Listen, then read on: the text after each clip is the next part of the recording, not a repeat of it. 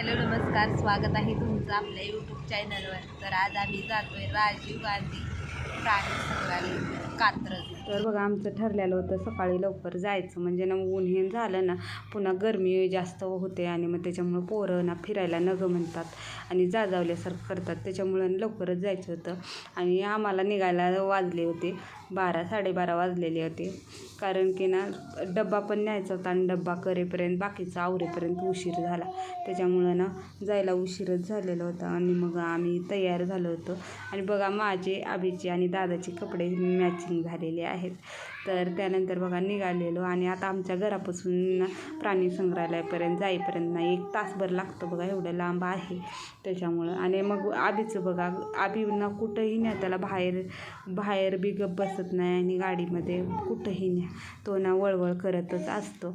आणि दादा तर आज खूप खुश आहे, कारण ना खूप दिवसानंतर बाहेर निघालेलं होता, कारण ना आम्हाला बाहेर जायला जमत नाही आणि आबी लहान असल्यामुळं ना बाहेर काही जात नाही आणि ऊन बी इतकं लागतंय ना, थोडं पण बाहेर फिरता येत नाही, त्याच्यामुळं कधी बाहेर जातच नाही. आणि ह्यांना ना शनिवार रविवारच सुट्टी असते, त्याच्यामुळं मग ते शनिवार रविवारची वाट बघत बसायला लागते, त्याच्यामुळं पोरांना घरात बसून कंटाळलेले आहेत.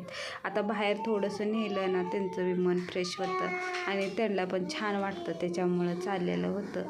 तर आता आम्ही इथून ना पहिलं ना माझी जाऊ आणि दीर त्यांनी पण येणार आहेत, त्यांच्या 2 मुली, असं आम्ही सगळे मिळून जाणार आहोत. आणि आता बघा इथं आम्ही ना प्राणी संग्रहालयामध्ये पोचलेलो आहोत आणि आलेल्या बघा माझ्या लक्षात चाललेलं आहे की व्हिडिओ काढावा. आणि बाहेर आता नवीन व्हिडिओ काढतो मी ना, थोडंसं लाज वाटतं, मी काय व्हिडिओ काढला नव्हता, पण पुन्हा ना दादानं काढलेला होता, जेवढं मला जमेल तेवढं ना मी व्हिडिओ काढलेले आहेत. तर एन्जॉय करा तुम्ही पण, प्राणी कसे वेगवेगळे आहेत ते. आणि बघा आमचा दादा लहानपणी ना एकदा गेलेला होता प्राणी संग्रहालयामध्ये, तेव्हा त्याला काहीच कळत नव्हतं, पण आता ना बघा आता त्याला सगळं समजतं, त्याला सगळी माहिती आहे, कारण ना आमच्या अगोदरनं स्वतःच आम्हाला सांगतो हे आहे ते आहे, कारण की ना आता शाळेमध्ये चालण्याचं पुस्तकामध्ये बघून शिकतात. आता ते पुस्तकात बघितलेलं वेगळं आणि आता समोरासमोर बघितलेलं वेगळं बघा. आणि मुलांना पण छान वाटतं, तेवढंच त्यांचा दिवस पण चांगला जातो आणि वेगवेगळी त्यांना माहिती पण होते, त्याच्यामुळंच नक्की लहान मुलांना बाहेर घेऊन जायला पाहिजे आणि अशा गोष्टी दाखवल्या पण पाहिजे. तर तुम्ही आता पुढला व्हिडिओ एन्जॉय करा.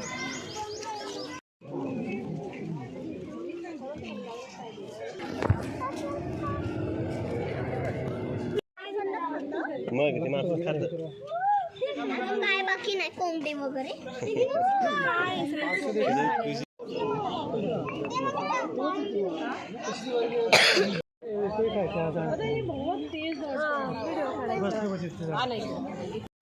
तर बघा आमच्या दादाचा दिवस खूप छान गेलेला आहे आणि त्यानं ना खूप एन्जॉय केलेला आहे.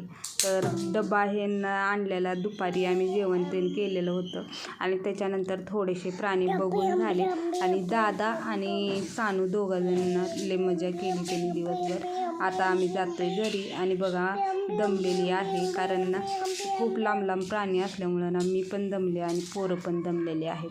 तुम्हाला आजचा व्हिडिओ कसा वाटला कमेंट करून नक्की सांगा.